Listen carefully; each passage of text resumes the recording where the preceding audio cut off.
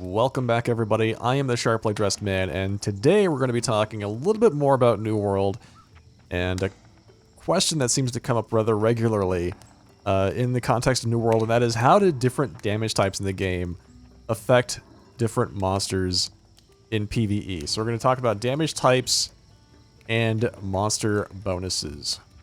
Right, so there's as you probably know, I'm sure that anybody that's played New World for more than 5 minutes knows that there are different types of damage in the game. There's several kinds, I'll go over them in just a moment. And that these types of damage have different bonuses against different monster types. So how many different types of damage are there? How many different types of monsters are there? How does this affect how you play the game? We're going to talk about all of that today. We're also going to talk about the fact that, and this is something that comes up a lot, so I wanted to put this in really early in the video, there are no damage type penalties in New World. Only bonuses. Damage type penalties? This is funny that this comes up so often. The damage type penalties were removed in October 2022 when Brimstone Sands was introduced to the game. So, any weapon can be used against any type of monster. The only thing that changes is some weapons have bonuses, some don't have bonuses. There are no more penalties in the game, so if you see any damage table or anything like that that includes a damage penalty, it is out of date. So keep that in mind. Alright, so let's talk about damage types. And in this conversation, we're just going to talk about the types of damage that are regularly associated with different weapons. We're not going to talk about, special cases. For instance, skills that deal damage that is not, that might be just one-off skill, is not regularly dealt by the weapon. A good example of this is Vault Kick. Is a spear ability that deals strike damage. Alright, so the spear typically deals thrust. It just happens to have an ability that deals strike. Another great example of this is the Sword and Shield. Sword and Shield light attacks deal slashing damage, whereas Sword and Shield heavy attacks deal thrust. And Sword and Shield is also in this situation where some of its abilities deal strike.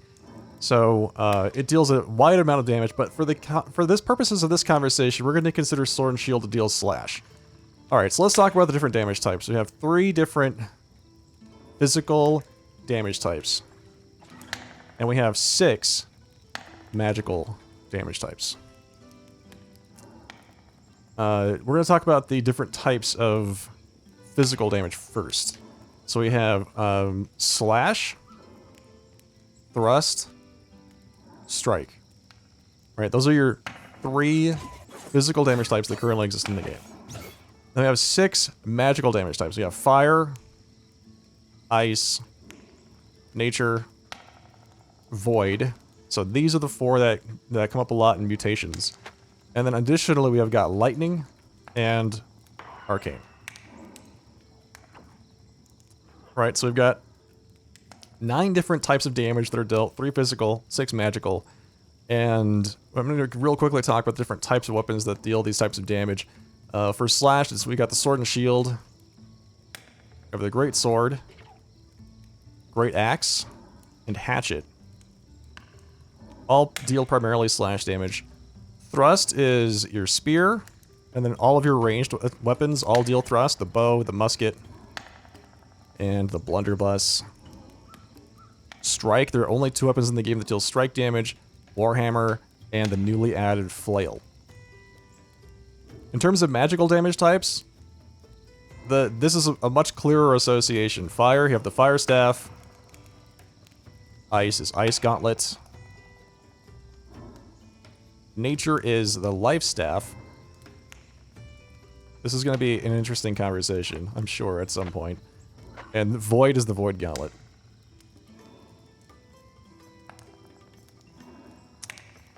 You might notice that Lightning and Arcane don't have weapons associated with them. That is, they just never added a weapon that deals lightning damage or arcane damage.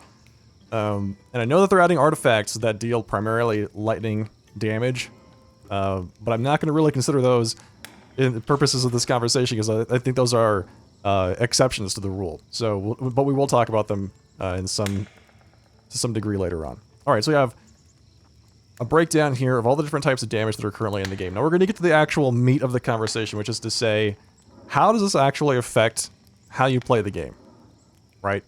So, first let's talk about the monster types. There are 6 different types of monsters in New World. There are, let's see, Ancients, the Corrupted, Angry Earth, the Lost, Beasts, and you might see this in some tables as Varangian. This is just humans. Right, so the Varangians, you might see them in different places, like Talos' Foundry is a place that's primarily Varangian. It's just a different way of saying human in the game. And each of these has a different breakdown, that they all take different damage from the damage types we just discussed. So we'll go through these one at a time. Alright, so for Ancients, they take 15% extra damage from Void, 20% extra damage from Strike, and the big one, 30% extra damage from Lightning. Right, so some of those big artifact weapons that they're talking about bringing to the game will be very effective against Ancients.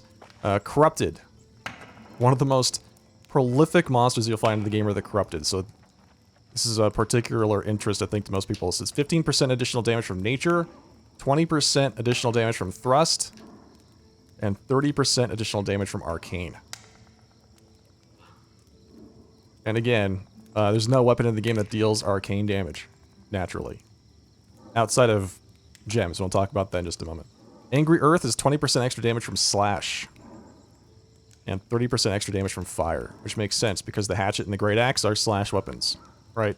This is what makes the Great Sword so useful for instances like Garden of Genesis, is that Great Sword does a huge amount of DPS as it is, and it Angry Earth take extra damage from slashing damage. So yeah, just toss on a good Great Sword and you'll cut through them like nothing. Here we go. The Lost take 10% extra damage from Strike. They take 15% extra damage from Ice, and 30% extra damage from Nature.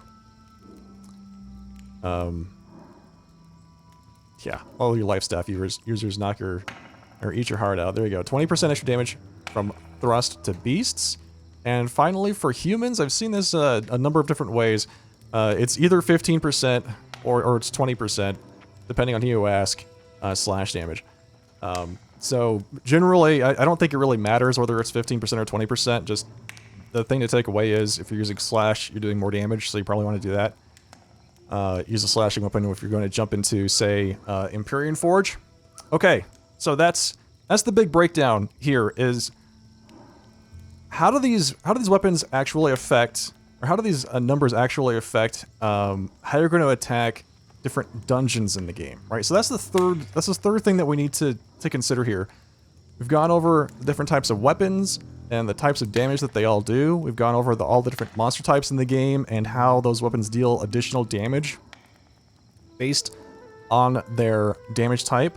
The final thing is which dungeon features these monsters.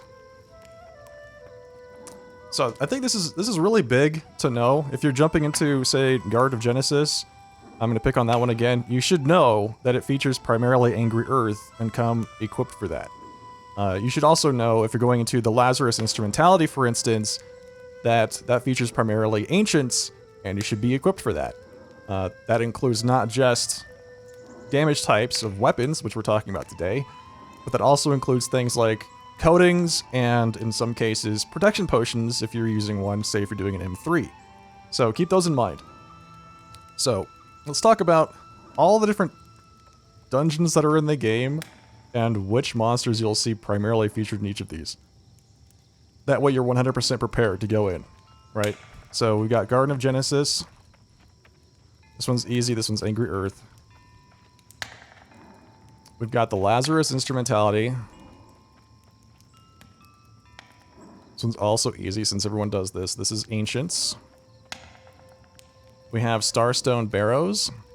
This one's a little bit more complicated because it differs depending on whether you're doing the regular version or the mutated version. If it's regular, it's just Ancients.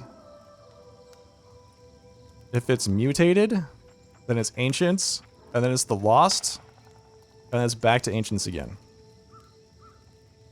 So keep that in mind. The transition points is actually quite easy to see because as soon as it transitions from Ancients into Lost, you're fighting a boss. So you should be able to know, like, right away, boom, there's going to be the Ancient portion, or the Lost portion. There's going to be 2 bosses, and then the Ancient portion picks up after that for the third and final boss. Alright, the Ennead is Ancients, and then Corrupted, and then Ancients again. And this is all Ennead does this. Similar to Starstone Barrows, immediately after the first boss in the Ennead is when the transition occurs from Ancients to Corrupted, and then immediately after the second boss in the Ennead is when the transition occurs back from Corrupted to Ancients. So keep that in mind if you're watching your coatings or if you're using protection potions. The Depths. Corrupted. Dynasty Shipyard. Corrupted. And Tempest's Heart. Corrupted. All right, so these are all corrupted all the way through, so you don't have to worry about changing your coatings or anything like that. And I will also caveat this with some of these dungeons will feature 1 or 2 types of monsters from different categories, but primarily these are what you're going to experience. Empyrean Forge. This is human with like a smattering of the Lost in there. Amarine Excavation. If you just happen to be doing the regular version of this, this is the Lost. And if you're doing the mutated version, this is, so keep in mind, Amarine Excavation and Starstone Barrows become one dungeon when they're mutated. So there is no mutated Amarine Excavation, it's just Starstone Barrows, and they merge those 2 dungeons together. Barnacles and Black Powder. This is also the Lost. With the caveat that the final boss is Angry Earth.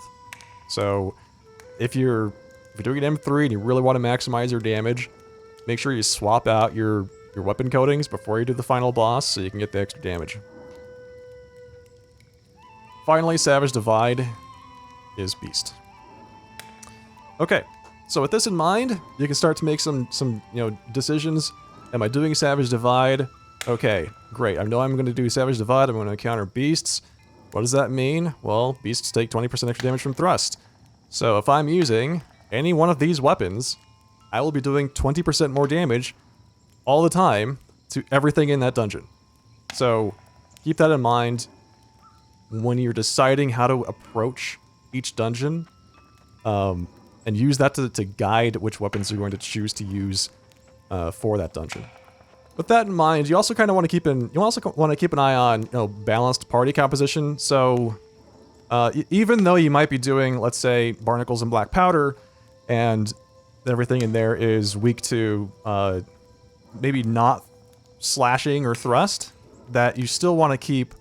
You might still want to bring a spear just for the weaken and the party buffs that the spear brings along with it. Let's make sure I stay in the game.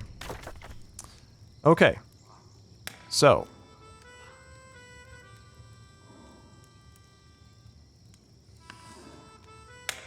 how does this impact your PvE playstyle?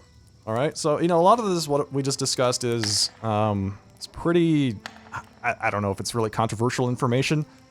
It's just basically breaking down the mechanics of the game, but let's talk a little bit more about how this implies certain things about how you want to gear. And let's also have a quick conversation about the Season 4 artifacts that they're adding, right? Number 1, here's something that's a little counterintuitive for a lot of these damage types. It is usually not in your best interest to gem physical weapons to align with magical weaknesses. What does this mean? Let's say that you're doing barnacles and black powder and you're using a spear, right? So let's say you are fighting the Lost using a spear. This means you're doing base 100% damage, right? And let's also, as we go through this, say that all of your attacks deal 100 damage to make this easy, right? So you might be thinking to yourself, okay, my spear does 100% damage. Lost take 130% damage from nature, so I'm going to pick myself up a cut pristine amber and convert 50% of my damage to nature. Right? Seems like a pretty good deal, because you're taking away half of your damage, which has no bonuses, and you're converting it into a type of damage that gets a huge bonus, right? 30% extra. Usually the logic comes down like, okay, Lost take 30% additional damage from nature. This adds 50 times 0.3 equals 15 more damage in the case that we're dealing 100 damage every attack.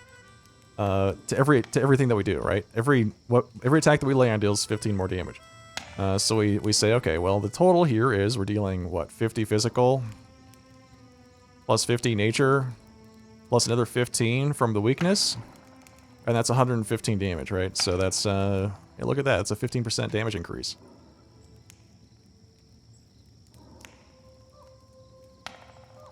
Boom. Money, right? So that's great, but here's what you're not going to consider, you're probably not taking into account here, is that there's so many things that benefit physical damage that do not benefit magical damage. And when you convert half of your damage to magical damage, you're losing out on a lot of things that you should take into account. The first of these is, are you wearing a thrust ring? This is 7% additional thrust damage. That only applies to half of your damage now. Right, so that's only a 3.5% increase, because it only applies to the half of your damage that's thrust. Are you spec'd into strength? Which you should be. You should be spec'd at least 100 points into strength if you're using a spear, because it increases your physical damage by 10%. But if you're using a gem that converts half of your damage to magical, you're only getting half of that bonus, right? So you're only getting 5%. You're getting half of the 10% physical damage increase. Right?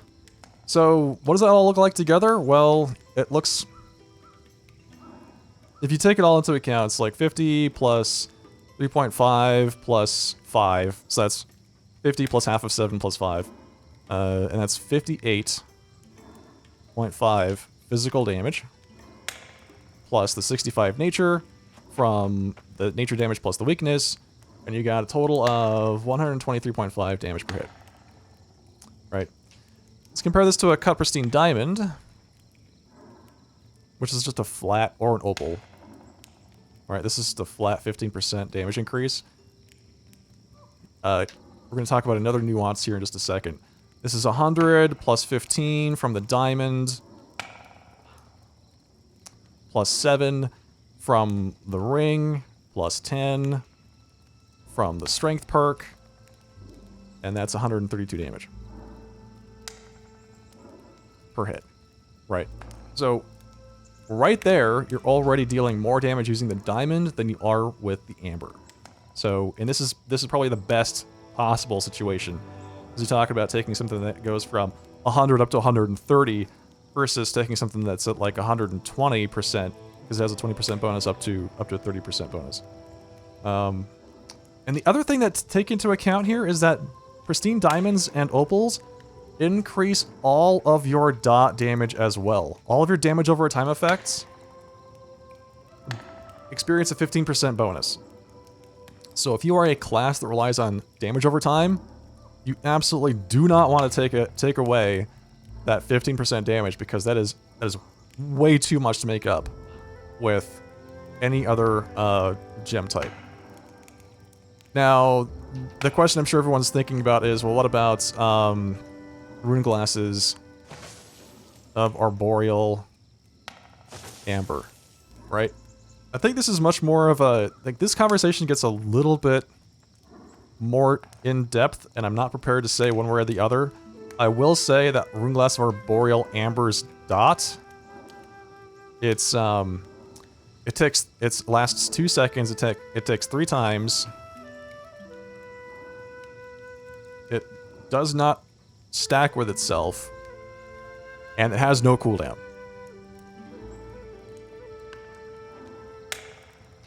What this means is it can be constantly refreshed on a single target and applies to AoE targets hit by, for instance, Rain of Arrows.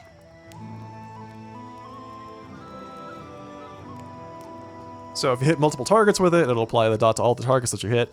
Has no cooldown, unlike Keenly Jagged. So it does scale to the number of targets that you hit. So you may experience a damage increase here, but again, I can't... There's a few things with this. Rune glasses are hyper specialized, right? So you'd have to get rune glass of arboreal amber, of arboreal sapphire, a number of different things, a lot of different options that you have to have at your disposal with weapons of each kind. If you want a good general solution, use a diamond, use an opal. It's up to you whether or not you want to get hyper specialized, and I can't even vouch that this is better, but it is, I would say, up for debate. Okay, the second thing, we will soon have 2 different artifact weapons that fill the lightning damage gap, right? So this is an interesting thing. We already have the Spark of Mjolnir, which is the artifact Warhammer, right? We're gonna have the Boltcaster with Season 4.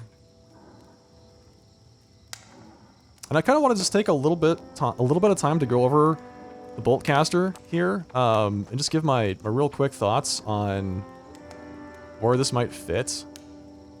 Here's what the Boltcaster looks like, right? It is a bow that it's very similar to, say, the Abyss or these other weapons that convert damage. It converts 99% of its damage into lightning, and increases the damage that it deals by 20%. Now, some of the things that you should notice about this is I don't really regard this stat here, lightning damage versus full health targets, inflicts a 0.5 second stun. That's great if you're doing, like, say, PvP, but I feel like the likelihood that you are going to be the absolute first person to hit a target to proc the stun for 0.5 seconds is probably pretty low, and will likely have a very low value in PvE instances. So I think it's fine, but it's not something I weight that heavily. I think that the fact that you cannot set a gem in this weapon. You cannot use the gem setting pins to add a gem socket, takes away from it, but it does have a passive 20% damage increase to lightning for both weapons. So, what does that mean? Well, that means you're going to be dealing 50% extra damage with your attacks against ancients, is what that means. So anything that you have that has an inherent lightning damage bonus or lightning weakness, you're going to be dealing some serious damage with this. But with that in mind, there's a couple things you need to consider here, and that is that while you're dealing 50% extra damage to ancients, like, yeah, that's great. This only applies to light and heavy attacks. And the first hit, not the first hit, but like the arrow hits of your special abilities. This does not apply to things like your dots. So if you use Rain of Arrows and you apply a bleed, your bleed does not suddenly become lightning damage.